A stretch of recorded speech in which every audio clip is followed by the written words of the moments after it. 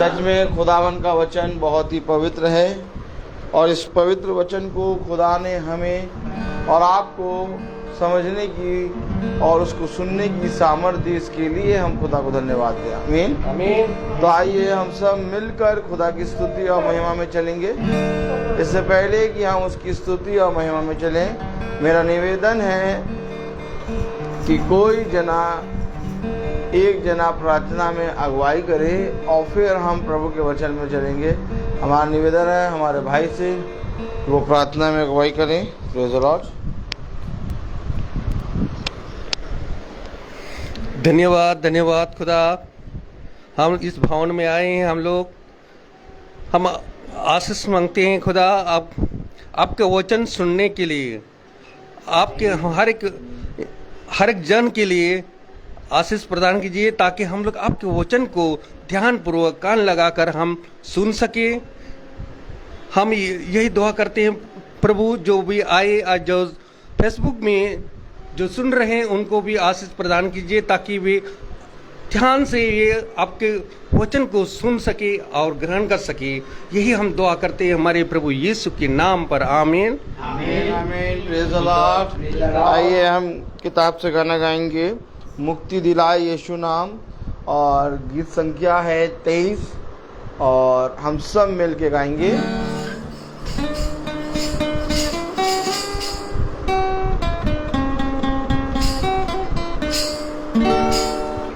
मुक्ति दिलाए यीशु नाम, शांति दिलाए यीशु नाम, मुक्ति दिलाए यीशु नाम, शांति दिलाए यीशु नाम। यीशु दया का गहरा सागर, यीशु दया का गहरा सागर, यीशु है दाता महान, यीशु है दाता महान। मुक्ति दिलाए यीशु नाम, शांति दिलाए यीशु नाम, मुक्ति दिलाए यीशु नाम, शांति दिलाए यीशु नाम। चरनी में तूने जन्म लिया यीशु, चरनी में तूने जन्म लिया यीशु, सूली पर किया विश्राम, सूली पर किया विश्राम। तो बोलो मुक्ति दिलाए यीशु नाम, शांति दिलाए यीशु नाम। हम सब के पापों को मिटाने, हम सब के पापों को मिटाने यीशु हुआ बलिदान, यीशु हुआ बलिदान। तो बोलो मुक्ति दिलाए यीशु नाम, शांति दिलाए यीशु नाम, मुक्ति दिलाए यीशु नाम, शांति दिलाए यीशु नाम। क्रूस पर अपना खून बहाया, क्रूस पर अपना खून बहाया, सारा चुकाया दाम, सारा चुकाया दाम। तो बोलो मुक्ति दिलाए यीशु नाम, शांति दिलाए यीशु नाम, मुक्ति दिलाए यीशु नाम, शांति दिलाए यीशु नाम। हम पर भी यीशु कृपा करना, हम पर भी यीशु कृपा करना, हम हैं पापी नादान, हम हैं पापी नादार। तो बोलो मुक्ति दिलाए यीशु नाम, शांति दिलाए यीशु नाम, मुक्ति दिलाए यीशु नाम, शांति दिलाए यीशु नाम। Praise the Lord। मुक्ति दिलाए यीशु नाम, शांति दिलाए यीशु नाम। हालेलुया। सच में मेरे प्यारे भाई बहनों, वही है जो हमें हर एक बातों से बचाता और हर एक अंधकार से हमारी रक्षा करता है। Praise the Lord। एक बार फिर ये समय आया कि हम उसके वचन को जानें, उसके वचन में बैठें। हम देखते हैं एक एक करके दिन ढलता जाता है और धीरे धीरे समय पूरा होता जाता है और एक शाम, एक प्रतिदिन पवित्र शाम जो खुदा ने हम निकम्मों के लिए ठहराई, हमें मिल जाती है। Praise the Lord. किताबों को बंद कर लें और बाइबलों को खोल लें, और मैं चाहता हूं हम सब अपने स्थानों पर खड़े हो जाएं, किताब यहां सबमिट कर दें। Praise the Lord. कुलूसियों उसका पहला अध्याय खोल लें। कुलूसियों उसका पहला अध्याय हम सब खोल लें और उसकी 15वीं आयत हम पढ़ेंगे। Praise the Lord. कुलूसियों उसका पहला अध्याय और उसकी 15वीं आयत हम सब पढ़ेंगे। कुलूसियों पहला अध्याय उसकी 15वीं आयत। Praise the Lord. कलाम में लिखा है, मम्मी खोलने जरा कुलूसियों। हाँ, फिलिपियों के बाद है।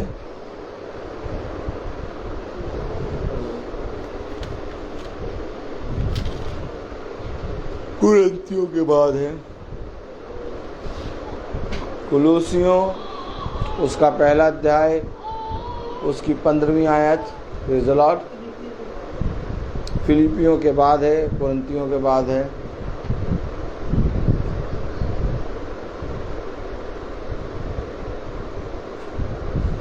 कुलूसियों उसका पहला अध्याय और उसकी 15वीं आयत अगर हम सब पढ़ें तो कलाम में लिखा, वो तो अदृश्य खुदा का प्रतिरूप और सारी सृष्टि में पहलौठा है, क्योंकि उसी में सारी वस्तुओं की सृष्टि हुई, स्वर्ग की हो अथवा पृथ्वी की, देखी या अनदेखी, क्या सिंहासन, क्या प्रभुताएं, क्या प्रधानताएं, क्या अधिकार, सारी वस्तुएं उसी के द्वारा उसी के लिए सृजी गई हैं। खुदावन का वचन जो कि पवित्र है, इस पवित्र वचन को खुदा हम निकम्मों को समझने और इस पे चलने की सामर्थ प्रदान करे। आमीन। हम सब अपने स्थानों पर बैठ गए। एक बार फिर खुदा ने हमें वह बातें जो मनुष्य से छिपी हैं समझाई। Praise the Lord. क्योंकि हम सोचते हैं कि हमारी योजना, हमारी कल्पनाएं, हमने जिन बातों को सोचा है वह बातें हमारे जीवन में पूरी होंगी, लेकिन कलाम जब हम पढ़ते हैं, वचन हम पढ़ते हैं, तो हमें पता लगता है कि एक सृष्टिकर्ता है। आमीन। और उसने हमारे लिए पहले से ही कल्पना योजना बनाई है। आमीन। और ये हमारे प्रति जो उसने कल्पना और योजना बनाई है, यही प्रभु की इच्छा है। Praise the Lord. जो कोई अपने प्रति प्रभु की इच्छा जान जाता है, वो वचन में बहुत आयत से बढ़ने लगता है। लेकिन जो कोई जीवन भर यही नहीं जान पाता कि मेरे जीवन में प्रभु की इच्छा क्या है, वो मेरे प्यारे भाई बहनों मझधार में फंसा रहता है। मैं आपको बताना चाहूँगा कि खुदा ने एक योजना, एक कल्पना हमारे बारे में बनाई है, लेकिन ये योजना, ये कल्पना जब हम खुदा के निकट आते हैं तब हम पर प्रकट होती है। लेकिन जब तक हम खुदा के निकट नहीं आते, उसे नहीं जानते, तो हम अपनी ही कल्पना योजना को नहीं जान पाते और अपने विचारों में होकर अपने लिए अधर्म की कल्पना योजना चयन कर लेते हैं। मैं आपको बताना चाहता हूं, कुलुसियों उसका पहला अध्याय और उसकी 15वीं आयत में लिखा, वो तो अदृश्य खुदा का प्रतिरूप और सारी सृष्टि में पहलौटा है, क्योंकि उसी में सारी वस्तुओं की सृष्टि हुई। किसमें? अर्थात खुदा के अंदर सारी वस्तुओं की सृष्टि है। समझें, जो कल्पना योजना खुदा ने हमारे लिए रखी है, वो उसके अंदर पहले से, उत्पत्ति होने से पहले से रखी हुई है।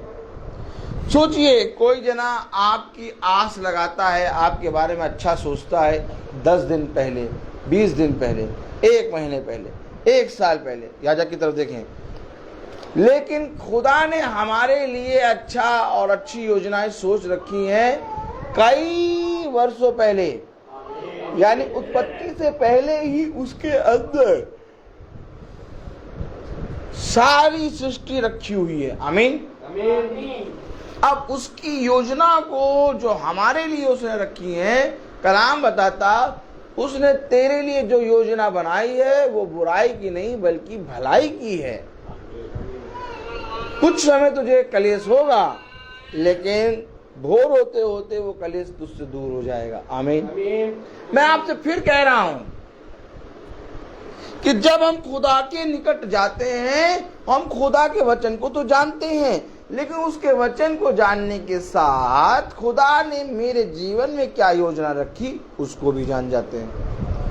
और सबसे उत्तम बात यह कि जब आप खुदा की योजनाओं को जान जाएं कि आपके जीवन में उसने कौन सी योजना, कौन सी कल्पना रखी, तब आप उसके अनुसार चलने लगे, तब आप धीरे धीरे वचन में बढ़ते जाते हैं। कलाम में देखिए क्या लिखा, 16वीं आयत, क्योंकि उसी में सारी वस्तुओं की सृष्टि हुई, पृथ्वी की देखी या अनदेखी, चाहे स्वर्ग की, चाहे पृथ्वी की, चाहे देखी चाहे अनदेखी, सारी सृष्टि उसी के अंदर है। और मनुष्य हाथ पैर मार रहा है कि लाओ मैं अपने विचार, अपनी योजना, अपनी कल्पना पूरी करूं। कलाम बताता, बिछौने पे जाता है मनुष्य और देर रात तक अपने जीवन के विषय में, अपनी योजना, अपनी कल्पना के विषय में सोचता है। आमीन। जबकि उसी के अंदर पृथ्वी, स्वर्ग और क्या अच्छी क्या बुरी, कलाम में क्या लिखा, क्योंकि उसी में सारी वस्तुओं की सृष्टि हुई, स्वर्ग की हो या पृथ्वी की, देखी या अनदेखी, क्या प्रभुताएं, क्या प्रधानताएं, क्या अधिकार, सारी वस्तुएं उसी के द्वारा और उसी के लिए सृजी गई हैं। आप बताइए, पहली बात उसके द्वारा और दूसरी बात उसी के लिए सृजी गई हैं। हालेलुया। अब आप मुझे ये बताइए, जब उसके द्वारा रची गई हैं, सृजी गई हैं और उसके लिए ही सृजी गई हैं, तो मनुष्य के लिए सबसे उत्तम बात क्या है? बताएं, मनुष्य के लिए सबसे उत्तम बात क्या है? जब उसके द्वारा उसी के लिए सृजी गई हैं, तो मनुष्य के लिए सबसे उत्तम बात क्या है? आइए देखें, मनुष्य के लिए सबसे उत्तम बात क्या है। आइए, कुलुसियों उसका पहला अध्याय और उसकी 3री आयत हम पढ़ें। तो खुदा की इच्छा ये है हमारे जीवन में कि हम नित्य, प्रतिदिन, हर समय अपने खुदा का धन्यवाद करते हुए उससे प्रार्थना करें। क्यों? क्योंकि जो योजना खुदा ने हमारे लिए, आपके लिए बनाई, वो हमारे लिए विपत्ति नहीं बल्कि भलाई ही की है। आमीन। Praise the Lord. Hallelujah. Hallelujah, praise the Lord. ये लीजिए, खुदा ने हमारे लिए सारी बातें भलाई उत्पन्न करी हैं। Praise the Lord, hallelujah. मैं आपसे फिर कहता हूं कि आज का मनुष्य इतनी जल्दी दुखी इसलिए हो जाता है, विस्मित इसलिए हो जाता है, क्योंकि मेरे प्यारे भाई बहनों, कहीं ना कहीं वो अपनी योजनाओं को, अपनी कल्पनाओं को होते हुए नहीं देख पाता, क्योंकि मनुष्य वचन को नहीं जानता और वो जो बातें सोचता है उसके हृदय से, उसके मन से निरंतर बुराई ही उत्पन्न होता है। कलाम कहता, क्योंकि तुम दुष्ट की संतान हो, इसलिए तुम्हारे अंदर से प्रतिदिन बुरा ही उत्पन्न होता है, अच्छा उत्पन्न नहीं हो सकता। अच्छा उत्पन्न होने के लिए हमें क्या करना होगा? हमें प्रभु के निकट जाना होगा, हमें खुदा से प्रार्थना करनी होगी, हमें खुदा से प्रार्थना करके उसके विचारों को, उसकी योजनाओं को जानना होगा। सचिन भाई आए, प्रेज़ द लॉर्ड। मेरे प्यारे भाई बहनों, मैं आपको फिर बताऊं, कुलुसियों उसका पहला अध्याय और उसकी 3री आयत में क्या लिखा? हम तुम्हारे लिए नित्य प्रार्थना करके अपने प्रभु यीशु मसीह के पिता अर्थात खुदा का धन्यवाद करते हैं। क्यों? तुम्हारे लिए नित्य क्यों प्रार्थना करते हैं? हम प्रतिदिन तुम्हारे लिए क्यों प्रार्थना करते हैं? Praise the Lord. क्योंकि मेरे प्यारे भाई बहनों, सारी वस्तुएं उसके द्वारा सृजी गई हैं, और सारी वस्तुएं उसके द्वारा जब सृजी गई हैं तो उसी के लिए सृजी गई हैं। इसलिए हम तुम्हारे लिए ये प्रार्थना करते हैं कि तुम उस सृजी हुई वस्तुओं के अंदर, अर्थात जिसके लिए सृजी गई हैं और जिसने सृजी है, उसके मन के अंदर रहो। बहुत इस संसार में ठेस है, इस संसार में घमंड है, इस संसार में मेरे तेरे की भावना है, इस संसार में मेरे प्यारे भाई बहनों ऐसे ऐसे समय आते हैं जब जिसको हम सबसे प्रिय जानते हैं, जो हमारा सबसे प्रिय होता है, जो हमारा अंग होता है, वो भी हमारे विरोध में कभी कभी बोल देता है। लेकिन मैं आपसे सच कहूं, उन बातों को हम नहीं समझ सकते और इसीलिए हम विचलित हो जाते हैं। एक बार जिसने सृजा, जिसने एक एक चीज पृथ्वी की और स्वर्ग की, कलाम में लिखा 16वीं आयत में, क्योंकि उसी में सारी वस्तुओं की सृष्टि हुई, स्वर्ग की हो अथवा पृथ्वी की, देखी या यानी तुम्हें जो कुछ भी जानना है, चाहे वो स्वर्ग के बारे में, चाहे वो पृथ्वी के बारे में, चाहे वो देखी हुई वस्तुओं के बारे में, चाहे वो अनदेखी वस्तुओं के बारे में, तुम्हें खुदा के निकट आना होगा। हो सकता है कि तुम खुदा से दूर होके थोड़ा ज्ञान ले लो और पृथ्वी की चीजों को देख के सीख जाओ, लेकिन तुम कभी भी स्वर्ग की बातें और पृथ्वी की बातें पूरी तरह नहीं जान पाओगे, क्योंकि वो वह बातें बताएगा जो देखी और अनदेखी दोनों हैं। तुम कितना देख सकते हो? खुदा तुम्हें अनदेखी वस्तुओं को जानने और उसको समझने की सामर्थ्य देगा। क्यों कह रहा कि हम नित्य प्रभु से प्रार्थना करके तुम्हारे लिए धन्यवाद देते हैं? क्यों? अर्थात खुदा का धन्यवाद करते हैं। आमीन। क्यों खुदा का धन्यवाद करते हैं नित्य प्रार्थना करके? पढ़े 4वीं आयत। हमने सुना है कि मसीह यीशु पर तुम्हारा विश्वास, आमीन, क्योंकि हमने देखा, हमने सुना कि तुम्हारा विश्वास मसीह यीशु पर है। मैंने कहा कि जब तक विश्वास ही ना हो तब तक बपतिस्मा कैसे ग्रहण करेंगे? यहां पर कह रहा हमने देखा है, क्या कह रहा 4वीं आयत, क्योंकि हमने सुना है कि तुम्हारी मसीह यीशु पर तुम्हारा विश्वास है।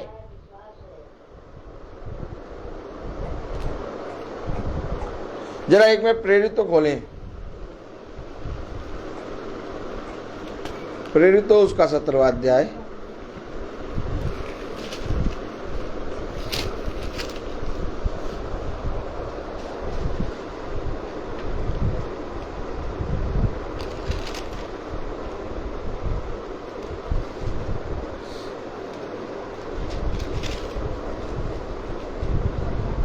सत्रह 18वां अध्याय और उसकी 8वीं आयत पढ़ें। जब तब आराधनालय के सरदार क्रिस्पुस ने अपने सारे घराने समेत प्रभु पर विश्वास किया और बहुत से कुरिन्थी वासी सुनकर विश्वास लाए और बपतिस्मा लिया। देखिए, ये बपतिस्मा पूरी बाइबल है, क्योंकि बपतिस्मा मेरे प्यारे भाई बहनों पृथ्वी पर और स्वर्ग पर दोनों हैं। एक है पृथ्वी का बपतिस्मा और एक है स्वर्ग का बपतिस्मा। अब कैसे पूछ, एक पृथ्वी का और एक स्वर्ग का बपतिस्मा?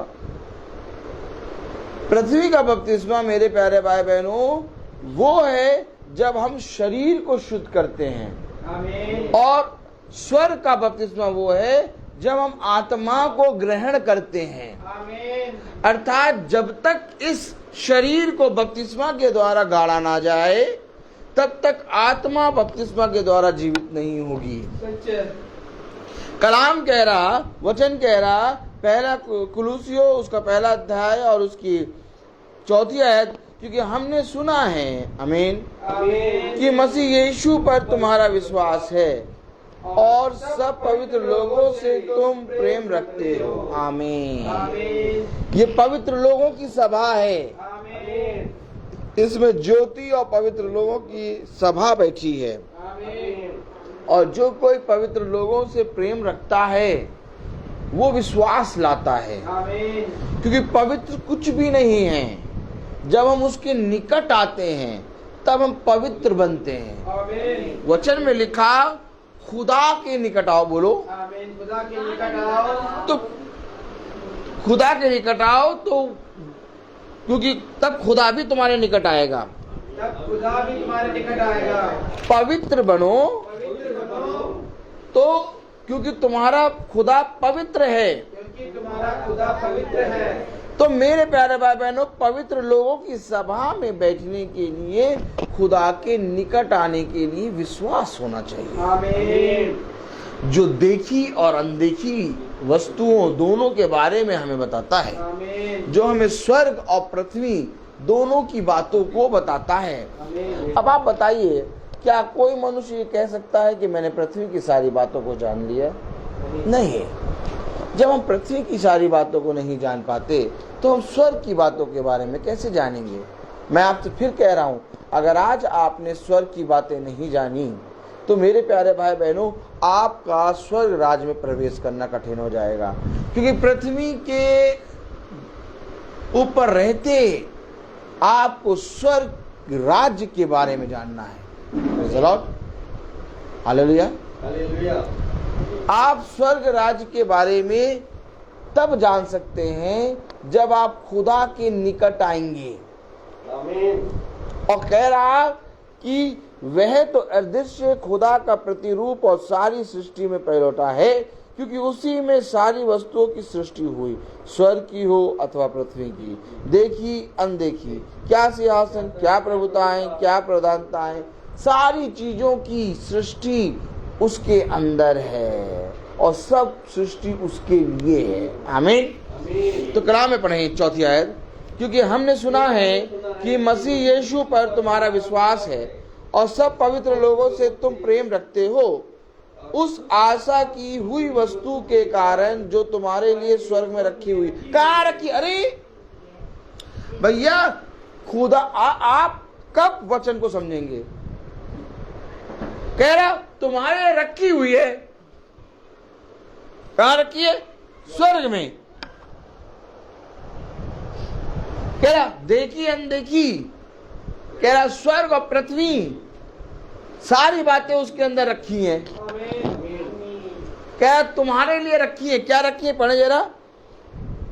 आशा की हुई वस्तु के कारण जो तुम्हारे लिए स्वर्ग में रखी हुई है। अब क्या आप चाहते हैं कि जो वस्तु स्वर्ग में रखी है वो हम प्राप्त करें? यस तो अगर आप पृथ्वी पर हैं तो जो स्वर्ग में रखी हुई वस्तु है वो आप कैसे प्राप्त करेंगे?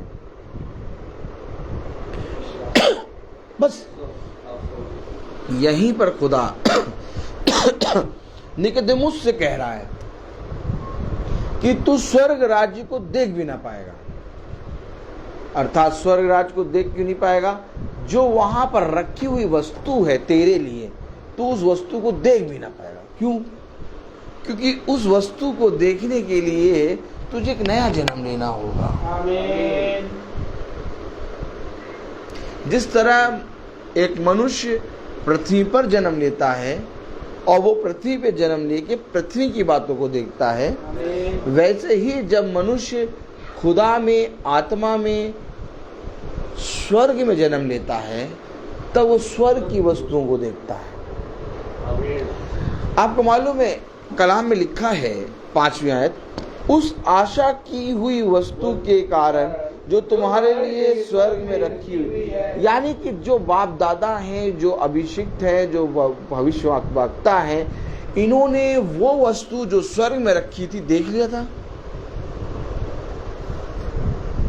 उसे कहा मैं एक ऐसी वस्तु के पीछे दौड़ रहा हूं, मैं निशाने की ओर दौड़ रहा हूं।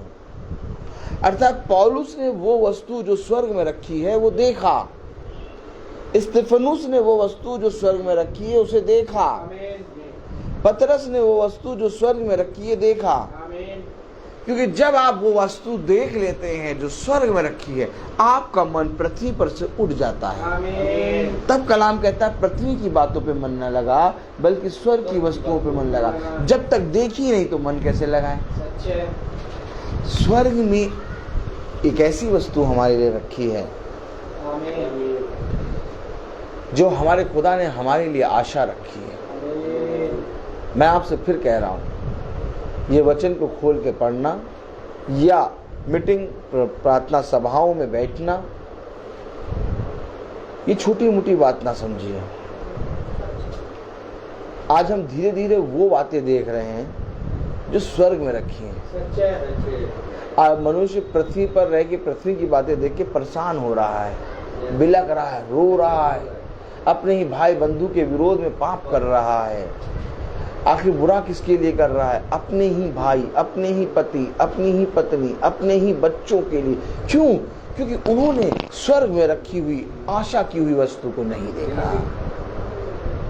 लेकिन क्या कारण है कि पतरस और यूहन्ना और पौलुस दूसरों के लिए अपने प्राणों को दे रहे हैं? आमीन। क्या कारण है? जो लोग स्तिफनुस को पत्थर मार रहे थे वो मेरे प्यारे भाई बहनों दूसरे लोग थे। जो लोग स्तिफनुस को महासभा से घसीट के ले गए वो उसके घर वाले नहीं थे, वो मेरे प्यारे भाई बहनों प्रार्थना सभा को सुनने वाले व्यक्ति थे। वो प्रार्थना सभा में आए थे। तो क्या कारण है कि स्तिफनुस उनके लिए अपने प्राणों को दे रहा है? क्योंकि स्तिफनुस ने एक आशा की हुई, एक स्वर्ग में रखी हुई वस्तु देखी। उसने कहा मैं स्वर्ग को खुलता हुआ और खुदा को उसके दूतों के साथ उतरते हुए देख रहा हूं। आमीन। खुदावन मैं अपनी आत्मा तेरे हाथ में सौंपता। अरे भाई क्या देखा आपने स्तिफनुस? आपको मालूम है स्तिफनुस की मृत्यु बहुत छोटी उम्र में हुई। मैं आपसे फिर कह रहा हूं, बाइबल में वो आशा की हुई वस्तु रखी है। अब जब हम बाइबल खोलते हैं तो वो आशा की हुई वस्तु हमें दिखाई देती है। आमीन। लेकिन जब हम बाइबल को खोलते ही नहीं तो हमारी आशा, हमारी योजना, हमारी कल्पना पृथ्वी पर लगी रहती है। हमारी आशा किसी मनुष्य पर लगी रहती है। हमारी योजना, हमारी कल्पना मनुष्यों के लिए होती है। आप देखिए कोई भी बड़ा से बड़ा राजा या अधिकारी या अधिपति हो या कोई भी अध्यक्ष हो, उसकी योजना केवल मनुष्य तक सीमित है। लेकिन जो खुदा के लोग हैं उनकी योजनाएं, उनकी कल्पनाएं मनुष्य तक सीमित नहीं हैं। उनकी योजनाएं, उनकी कल्पनाएं खुदा को पूरी रीति से देखकर उसके वचन में स्थिर रहकर है। आमीन। मैं आपसे फिर कह रहा हूं, कब और किस दिन, किस वक्त आप स्वर्ग में वो आशा की हुई वस्तु जो रखी है उसको प्राप्त करेंगे। आमीन। और जो आशा की हुई वस्तु रखी हुई है उसको प्राप्त करने के लिए आपको सृष्टिकर्ता, जिसके अंदर पृथ्वी और स्वर्ग की बातें हैं, जिसके अंदर सारी बातें रखी हुई हैं, उस पे मन लगाना होगा। देखिए 5वीं आयत क्या कह रही है, उस आशा की हुई वस्तु के कारण जो तुम्हारे लिए स्वर्ग में रखी हुई है, जिसका वर्णन तुम सुसमाचार से सुन चुके हो। देखिए, आमीन। जिसका वर्णन तुम सुसमाचार सत्य वचन में सुन चुके हो। सुसमाचार केवल एक ही है, और वो ये है कि मसीह तुम्हारे लिए जी उठा, आमीन। और जो जी उठा है वो तुम्हारे साथ है। आमीन। और जो सुसमाचार तुम सुन चुके हो वो सत्य है। आमीन। उसने कहा मार्ग, सत्य और जीवन में हो। क्या कह रहा है, पढ़े जरा 5वीं आयत। उस आशा की हुई वस्तु के कारण जो तुम्हारे लिए स्वर्ग में रखी हुई है, जिसका वर्णन चार के सत्य वचन में सुन चुके हो। क्या सुन चुके हो? कि मैं अपनी आत्मा तुम्हारे लिए छोड़े जाता हूं, और जब तक तुम इस पृथ्वी पर हो मेरा आत्मा तुम्हारी रक्षा करेगा। आमीन। अगर तुम इस आत्मा को अपने जीवन में ग्रहण करके चलोगे तो जीवन भर तुम देखी और अनदेखी दोनों वस्तुओं पर विश्वास लाओगे। आमीन। क्योंकि ये जरूरी है कि जो देखते हैं और जो नहीं देखते उन दोनों वस्तुओं पर विश्वास लाना है। अर्थात सारा की कोख देखी हुई वस्तु है कि अब उसकी कोख में कोई भी संतान उत्पन्न नहीं हो सकती, लेकिन सारा की कोख में संतान उत्पन्न नहीं हो सकती, लेकिन कोख बनाने वाले के विचार में सारा गर्भवती है और वो पुत्र को जन्म रही है। आमीन। और उसका नाम इसहाक है। आमीन। अर्थात देखी हुई वस्तु सारा है और अनदेखी वस्तु खुदा का विश्वास है। आमीन। और जब ये दोनों पर हम ईमान लाते हैं तब मेरे प्यारे भाई बहनों हमारा वचन, खुदा का वचन हमें वह बातें बताता है जो बातें मेरे प्यारे मनुष्य नहीं जानता। मैं आपसे फिर कह रहा हूं, थोड़े थोड़े समय में हमें वचन की जरूरत पड़ती है। एक दिन में 24 घंटे होते हैं और इस 24 घंटे में जब हम वचन को सुनते हैं हमारे अंदर बल आता है, हमारे अंदर सामर्थ्य आती है और हम एक फिर से नई सृष्टि हो जाते हैं। आमीन। और फिर 24 घंटे जब हम इन संसार के मनुष्यों के बीच में रहते हैं हमारे अंदर कड़वाहट उत्पन्न हो जाती है और हम देखते हैं कि छोटे छोटे ऐसे करिए इतने बड़े बड़े कांटे वाले वृक्ष निकल आए। कितनी देर में? 24 घंटे के अंदर। और जैसे ही हम वचन में बैठते हैं खुदा उन कांटे वाले वृक्षों को काटता है। आमीन। और फिर से हम एक बार पवित्र हो जाते हैं। आपको मालूम है, मैं आपसे सही कह रहा हूं कि 24 घंटे के अंदर ही अंदर हमारे अंदर कांटे वाले वृक्ष उत्पन्न हो जाते हैं। और जब हम उस आशा की हुई वाली वस्तु को जो स्वर्ग में रखी है उसके विषय में जब हम सोचते हैं तब हम खुदा के निकट आते हैं। क्या कह रहा 5वीं आयत पढ़ें। उस आशा की हुई वस्तु के कारण जो तुम्हारे लिए स्वर्ग में रखी हुई है, जिसका वर्णन तुम उस सुसमाचार के सत्य वचन में सुन चुके हो, जो तुम्हारे पास पहुंचाया है, एक में भी फेल है और बढ़ता जाता है। अरे जो तुम्हारे पास पहुंचा है। आमीन। आमीन। और जगत जैसा जगत में भी फल लाता और बढ़ता जाता। अर्थात जब तुम खुदा के वचन में बढ़ोगे तो जगत में भी फलवंत होगे। आमीन। ऐसा नहीं है कि तुम्हें स्वर्ग की वस्तुओं में फलवंत होगे, तुम जगत में फल लाओगे। उसने क्या कहा? जाओ, बोले जाओ और जाकर इस पृथ्वी को अपने अधिकार में कर लो, और जाकर पृथ्वी को अपने अधिकार में कर लो, और इस पृथ्वी में फलो फूलो और फैल जाओ। इस पृथ्वी पर फलो फूलो और फैल जाओ। अर्थात पृथ्वी पर भी कई फल लाओगे तुम। आमीन। कब? जब तुम आशा की हुई स्वर्ग में रखी हुई वस्तु के विषय में सोचोगे। कलाम क्या कह रहा? पढ़े जरा 6वीं आयत। जो तुम्हारे पास पहुंचा है और जैसा जगत में भी फल लाता और बढ़ता जाता है, वैसे ही जिस दिन से तुमने उसको सुना और सच्चाई से खुदा का अनुग्रह पहचाना, तुम में भी ऐसा ही करता। अरे, जिस दिन तुमने सुना और सच्चाई से खुदा को ग्रहण करा, खुदा का अनुग्रह तुम में फल लाता है। Praise the Lord। मैं आपको क्या बताऊं कि जैसे एक बीज भूमि के अंदर बोया जाता है, और जब बीज भूमि के अंदर बोया जाता है तो वो बीज फलवंत होता है और एक दाखलता उत्पन्न होती है, डालियां निकलती हैं और फल लाता है। इस जगत में वो बीज बहुत फलवंत होता है। अर्थात ये बीज जो है ये कहीं पृथ्वी से नहीं बल्कि स्वर्ग से आता है।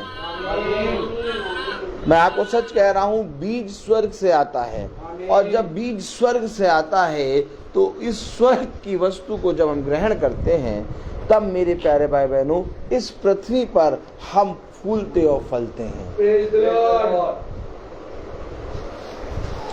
कलाम कह रहा 6वीं आयत। जो तुम्हारे पास पहुंचा है और जैसा जगत में भी फल लाता है और बढ़ता जाता है, वैसे ही जिस दिन से तुमने उसको सुना और सच्चाई से खुदा का अनुग्रह पहचाना है, तुम में भी ऐसा ही करता है। आमीन।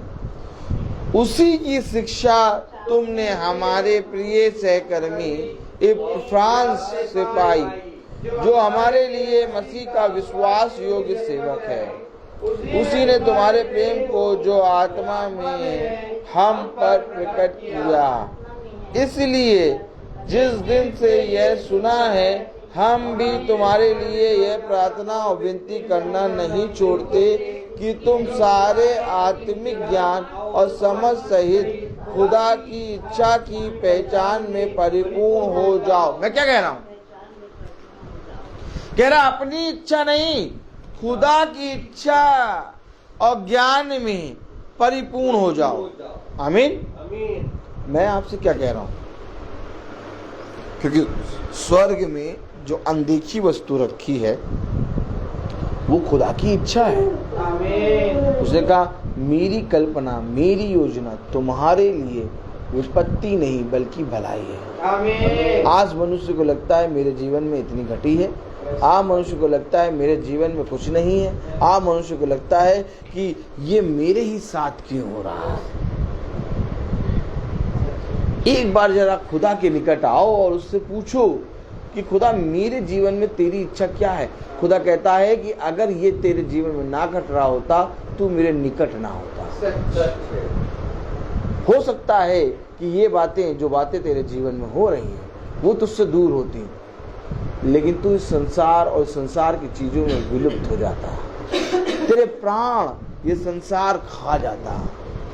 थोड़ी देर के लिए कलेश, थोड़ी देर के लिए दुख तेरे लिए बहुत उत्तम है, जिसको तू सुनते हुए और देखते हुए मेरे पास आ रहा है। भला ये दुख, ये कलेश के कारण तू मेरे पास आ रहा है और मेरे वचन को जान रहा है, ये तेरे लिए बहुत भलाई उत्पन्न कर रहा है।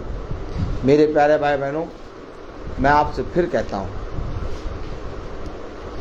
कि हमें बहुत सी बातें खुदा की ओर से होती हुई दिखाई देती हैं। आमीन। लेकिन मनुष्य अपने विचार, अपनी योजना में इस तरह लगा रहता है कि वो खुदा की इच्छा और उसके ज्ञान को नहीं जान पाता। वो कह रहा हम प्रतिदिन नित्य तुम्हारे लिए प्रार्थना करते हैं। क्या प्रार्थना करते हैं? कि तुम खुदा की इच्छा, उसके ज्ञान और उसकी समझ सहित खुदा की इच्छा की पहचान में परिपूर्ण हो जाओ। आमीन। क्यों आखिर हम खुदा की इच्छा में परिपूर्ण हो? हम कहते हैं, हे हमारे पिता जो स्वर्ग में है, तेरा नाम पवित्र माना जाए, तेरा राज्य आए, तेरी इच्छा जैसे स्वर्ग में है वैसे इस पृथ्वी पर पूरी हो। क्यों प्रार्थना करते समय हम ये तो कहते हैं कि तेरी इच्छा इस पृथ्वी पर पूरी हो। और मनुष्य धन्य कब होता है? जब उसके जीवन में वह बातें जो सृष्टिकर्ता ने सृष्टि करते समय रखी उसके जीवन में पूरी होती है। धन्य कब होते हैं? मरियम धन्य कब हुई? मरियम थी भी नहीं, उससे पहले ही उसके बारे में भविष्यवाणी हो रही थी, एक कुंवारी गर्भवती होगी। अब बताइए, ये इच्छा किसकी थी? मरियम की कि खुदा की? खुदा ने ये इच्छा रखी थी कि ये कुंवारी गर्भवती होगी, और उस समय कुंवारी जन्म भी नहीं लिया था। फिर एक समय आता जब कुंवारी जन्म लेती है, फिर एक समय आता जब कुंवारी उस आते हैं बड़ी होती है, फिर एक समय आता है जब कुंवारी के पास जबराइल आके कहता है कि आप पुत्र जनेंगी और उसका नाम इमैनुअल है। अब उसने कहा आपका कथन मुझ में पूरा हो, अर्थात प्रभु की इच्छा मुझ में पूरी हो। तो जब प्रभु की इच्छा हम में पूरी होती है तब हम धन्य होते हैं, और जब हमारी इच्छा हमारी देह में पूरी होती है तब हम, मेरे प्यारे भाई बहनों, पूरी रीति से शैतान के वश में हो जाते हैं। हमारी इच्छा हमारे लिए लाभ के लिए नहीं है। थोड़े समय के लिए हमें अच्छी लगेगी, लेकिन थोड़े समय बाद हम कहेंगे हाय हमसे ये पाप क्यों हुआ। याद रखें, हव्वा की इच्छा जो थी कि वो फल खाए, लेकिन फल खाने के बाद उसने पछताया। उसने कहा हाय हमने ये फल क्यों खाया। क्यों? क्योंकि खुदा की इच्छा क्या थी कि तुम इस फल को ना खाना, और हव्वा ने क्या करा? उसकी इच्छा क्या हुई? हम इस फल को खाएं। मैं आपसे फिर कह रहा हूं कि जो प्रतिफल आशा की हुई वस्तु जो तुम्हारे लिए स्वर्ग में रखी है वो है खुदा की इच्छा। मनुष्य कहता है वरदान चाहिए, मनुष्य कहता है उपहार चाहिए, मनुष्य कहता जॉब चाहिए, एक अच्छी पत्नी चाहिए, अच्छे बच्चे चाहिए, अच्छा बैंक बैलेंस चाहिए, अच्छा शरीर चाहिए, हष्ट पुष्ट शरीर चाहिए। लेकिन मेरे प्यारे भाई बहनों, खुदा कहता है इन सारी चीज़ों को तुझे मिल भी जाएगी तो कुछ समय, बहुत ज़्यादा 100, 120 इस पृथ्वी पर तू आनंद मनाएगा, लेकिन इसके बाद ये सारी चीज़ें तुझसे छिन जाएंगी। कोई भी वस्तु तेरे साथ नहीं रहेगी। आप बताइए, जब मनुष्य इस पृथ्वी से जाता है तो कोई भी वस्तु अपने साथ ले जाता है? नहीं। कोई भी चीज नहीं ले जाता। क्यों नहीं ले जाने देता प्रभु? क्योंकि स्वर्ग में तुम्हारे लिए आशा की हुई वस्तु रखी है। उस वस्तु को तुम्हें प्राप्त करना है, और जब उस वस्तु को तुम प्राप्त करते हो तब मेरे प्यारे भाई बहनों इस पृथ्वी का तुम्हारा जीवन पूरी रीति से सफल हो जाता है। जब भी फ्यूनरल होता है, याजक कहते हैं, पास्टर कहते हैं, खुदावन इस भाई का परिश्रम जो इसने तुझ में किया व्यर्थ ना हो। जो परिश्रम हम वचन को सुनने के लिए कर रहे हैं, जो परिश्रम हम खुदा के वचन को सुनने के लिए कर रहे हैं, इस कड़ी धूप में एसी कार के अंदर हम आए, ये परिश्रम हमने नहीं किया, ये खुदा ने हमें दिया। सचिन भाई इस कड़ी धूप में, चचाती हुई धूप में चले आए। हमारे बहुत से भाई बंधु ऐसे हैं जो भवन में आना चाहते थे लेकिन नहीं आ पाए। ये सारा परिश्रम हर एक मनुष्य का खुदावन अपनी पुस्तक में लिख रहा है। मैं आपको सच कह रहा हूं, कलाम में क्या लिखा, पढ़ें जरा 10वीं आयत। ताकि तुम्हारा चाल चलन प्रभु के योग्य हो और वह सब प्रकार से प्रसन्न हो और तुम में हर प्रकार के भले कामों का फल लगे और तुम खुदा की पहचान में बढ़ते जाओ। कहाँ से लाओगे ये बात? हर प्रकार का फल लगे, तुम खुदा की पहचान में बढ़ते जाओ। कह रहा ताकि तुम्हारा चाल चलन प्रभु के योग्य हो। ओ हो क्या कैसे योग्य होगा? कैसे योग्य होगा? जब हम उसकी आज्ञा, उसकी समझ और उसकी इच्छा में परिपूर्ण होंगे। आज देखिए, जाके देखिए, कोई उसकी आज्ञा, कोई समझ और कोई उसकी इच्छा में परिपूर्ण हो रहा है? अरे प्रभु की इच्छा क्या है वो छोड़ो, पहले हमारी इच्छा जानो। हमारी इच्छा तो हो रही है भैया, बस केवल एसी ऑन करें और सो जाएं।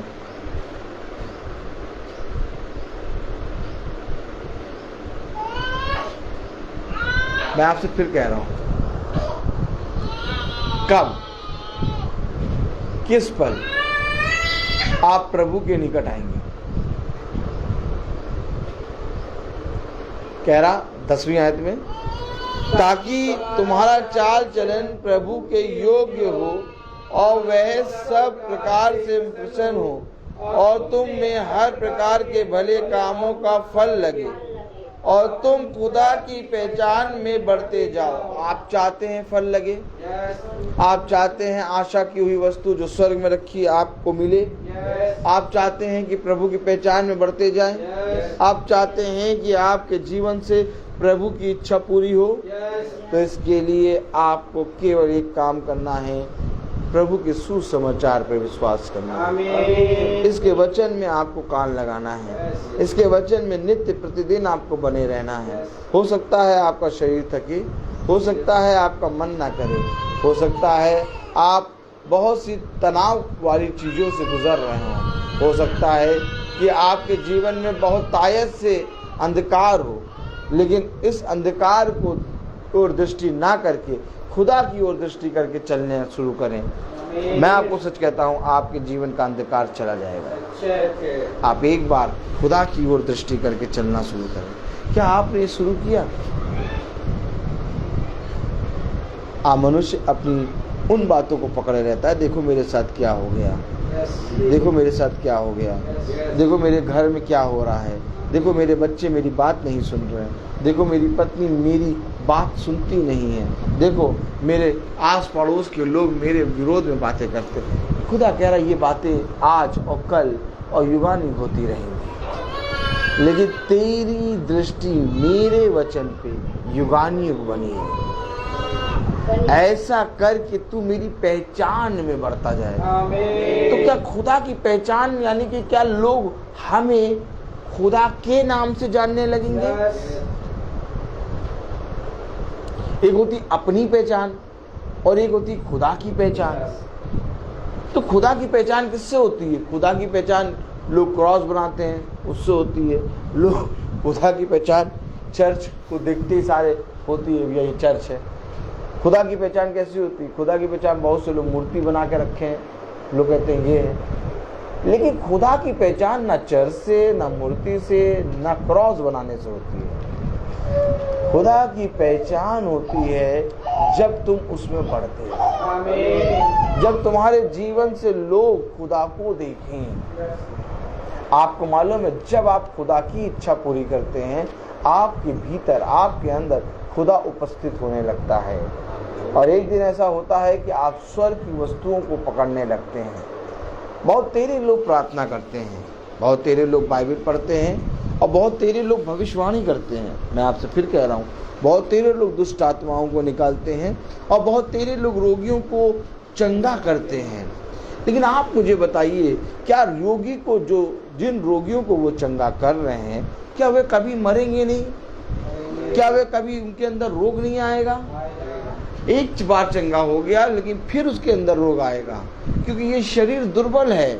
अर्थात जो चंगा कर रहा है, जो हाथ रख के प्रार्थना कर रहा है, वो खुदा की आत्मा में कर रहा है। लेकिन वो मनुष्य जो प्रार्थना कर रहा है, वो भी मेरे पैर में वो एक ना एक दिन गिरेगा। तो हमें करना क्या है?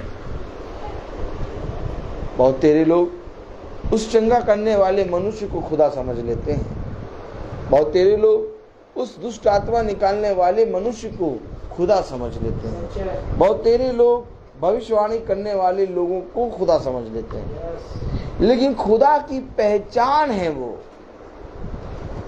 भविष्यवाणी, रोगियों को चंगा करना, दुष्ट आत्माओं को निकालना, खुदा के सुसमाचार को बताना, सेत मेत जैसे मिला वैसे बताना, ये खुदा की पहचान है। आमीन। इस पहचान में बढ़ना है, इस पहचान को हमें भी ग्रहण करना है। आमीन। ऐसा नहीं कि जो काम खुदा याजक के अंदर से करा रहा है वो कलीसिया के अंदर से ना कराए, क्योंकि कलीसिया और याजक ये सब एक हैं।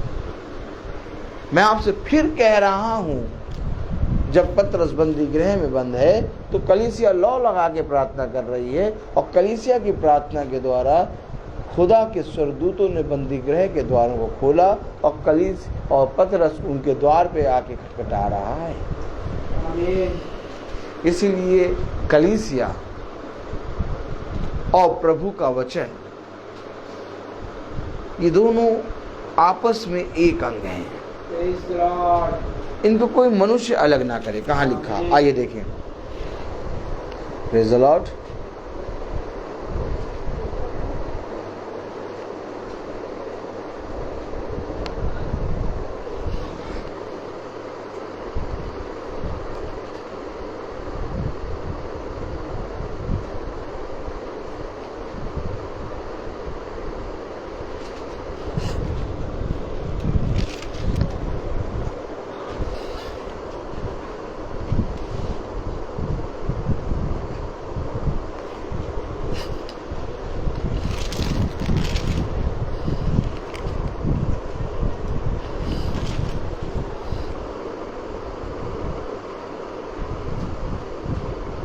पढ़े जरा 17वीं आयत,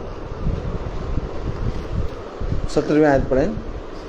हाँ, पहला का कुलुस्सियों, सब वस्तुओं में प्रथम है, वही सब वस्तुओं में प्रथम है, और सब वस्तुएं उसी में स्थिर रहती है। सब वस्तुएं उसी में स्थिर रहती हैं। वही देह अर्थात कलीसिया का सिर है। मैं क्या कह रहा हूं आपको, कलीसिया का सिर है मसीह। ये एक देह है, ये एक अंग है। अब सोचिए कि कलीसिया का सिर अगर मसीह है तो कलीसिया को कैसा होना चाहिए,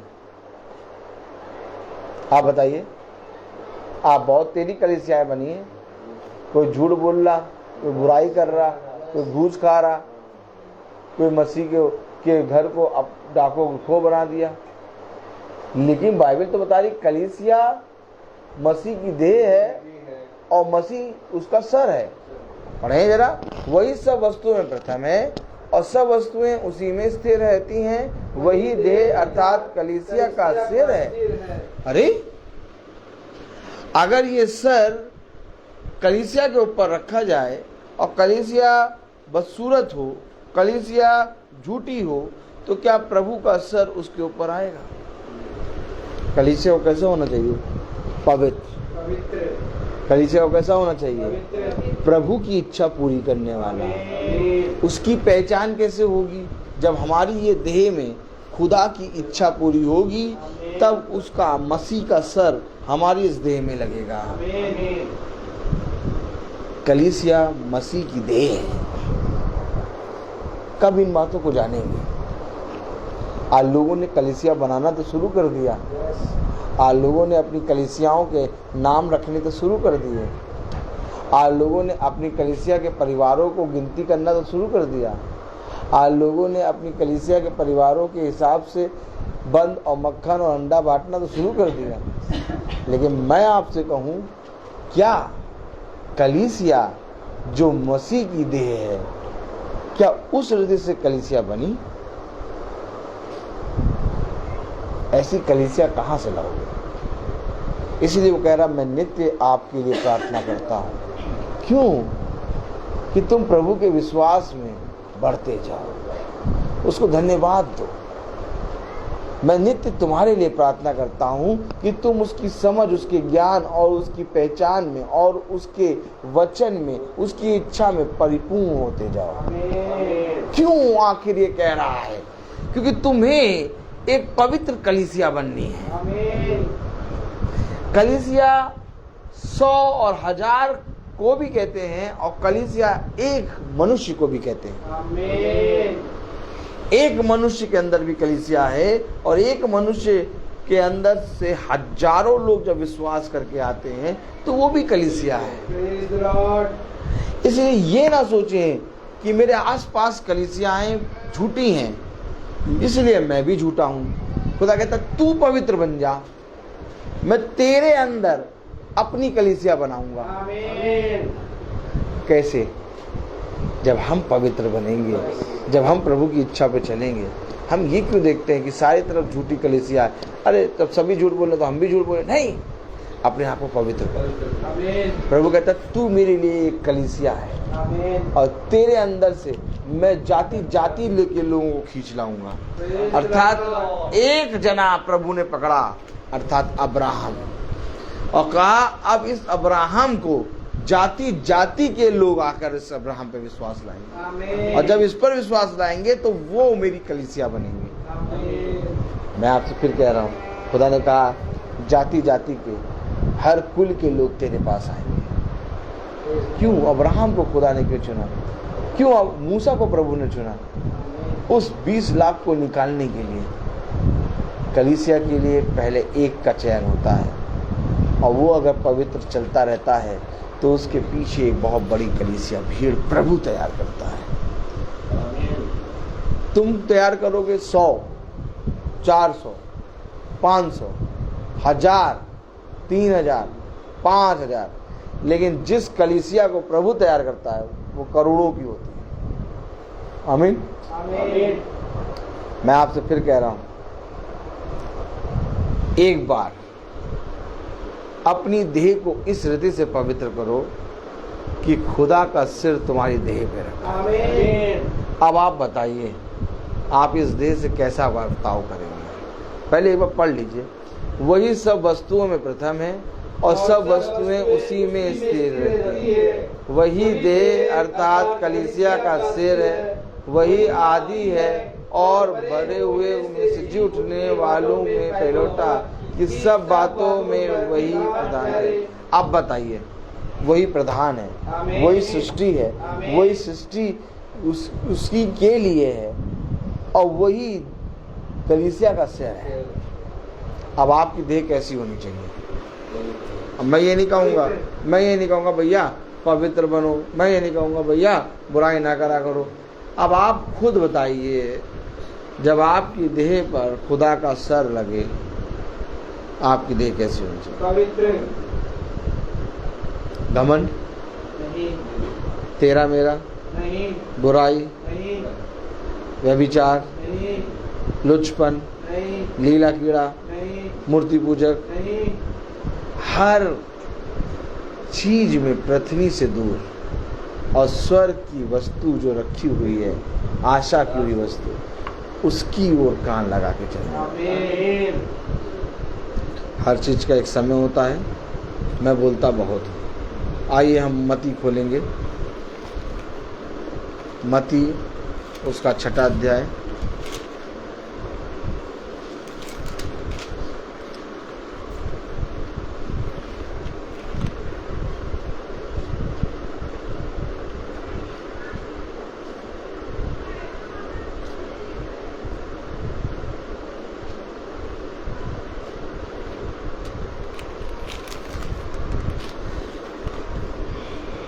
और उसकी पहली आयत से 4थी आयत तक पढ़ेंगे।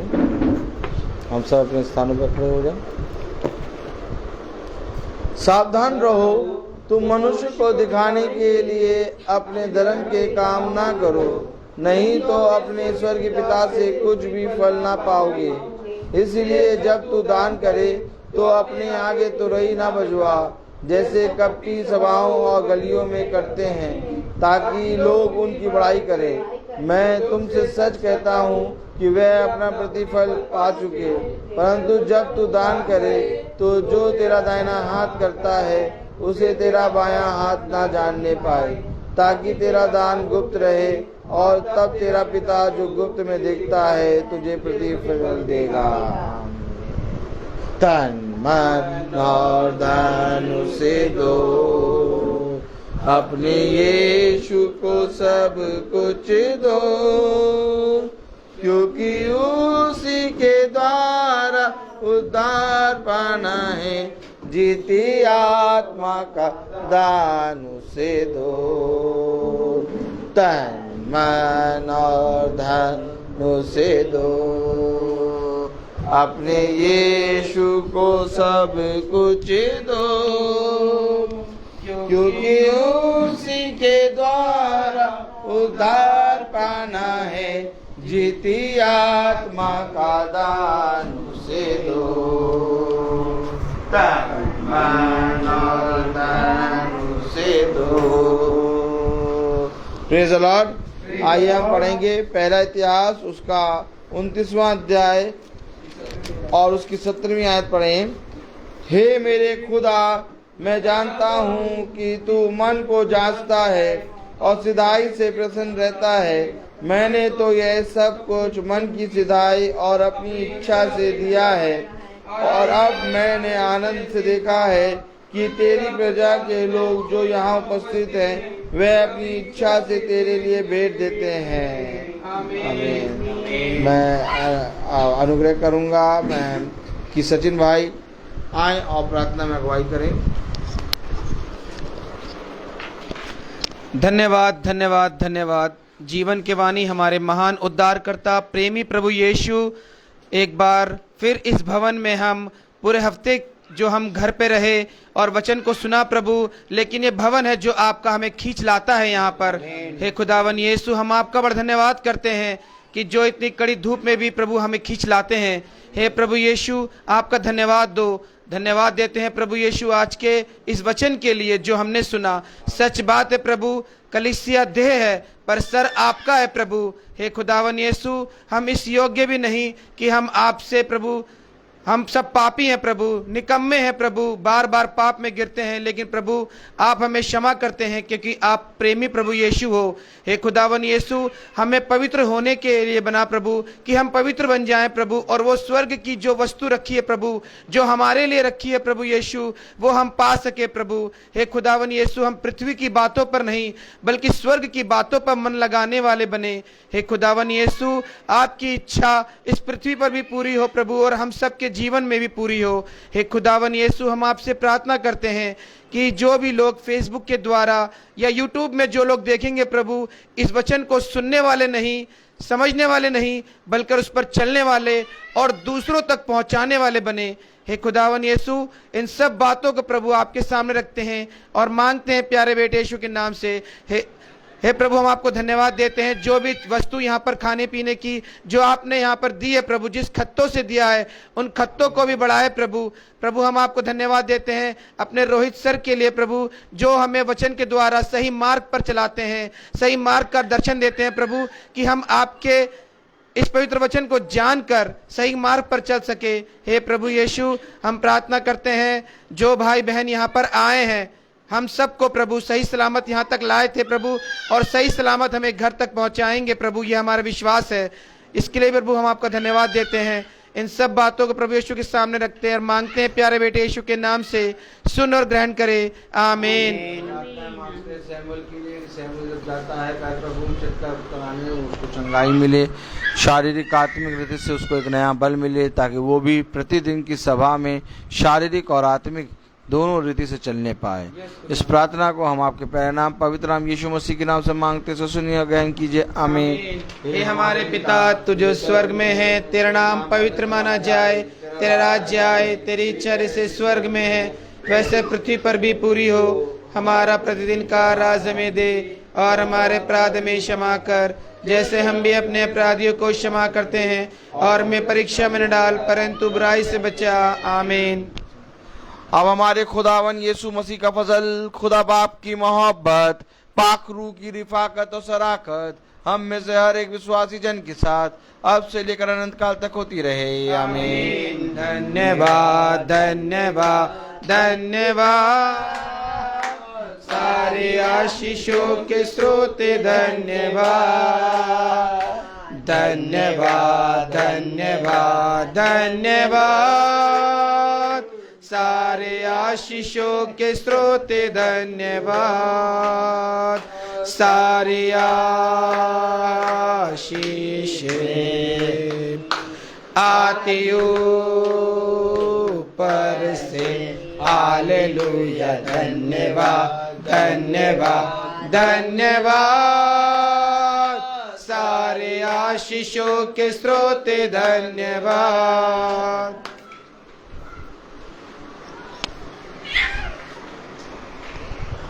Praise the Lord. Praise the Lord.